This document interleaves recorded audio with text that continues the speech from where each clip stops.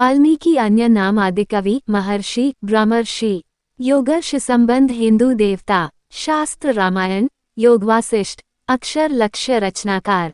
त्योहार वाल्मीकि प्रकट दिवस। कहा जाता है कि ऋषि वाल्मीकि ने ब्रह्मा जी को प्रसन्न करने के लिए और अपने पापों की क्षमा याचना करने के लिए कठोर तप किया।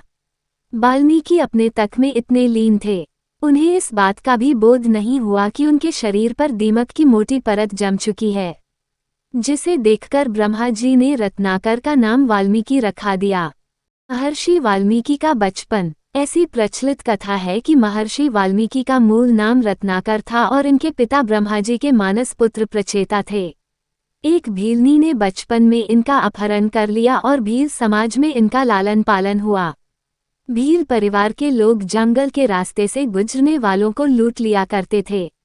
रत्नाकर ने भी परिवार के साथ डकैती और लूटपाट का काम करना शुरू कर दिया। ऐसे रत्नाकर बने डाकू से महर्षि वाल्मीकि, लेकिन ईश्वर ने इनके लिए कुछ और ही सोच रखा था। एक दिन संयोगवश नारद मुनि जंगल में उसी रास्ते गुजर रहे थे जहां रत्नाकर रहते थे। डाकू रत्नाकर ने नारद मुनि को पकड़ लिया। इस घटना के बाद डाकू रत्नाकर के जीवन में ऐसा बदलाव आया कि वो डाकू से महर्षि बन गए। दरअसल जब वाल्मीकि ने नारद मुनि को बंदी बनाया तो नारद मुनि ने कहा कि तुम जो ये पाप कर्म करके परिवार का पालन कर रहे हो, क्या उसके भागीदार तुम्हारे परिवार के लोग बनेंगे? जरा उनसे पूछ लो।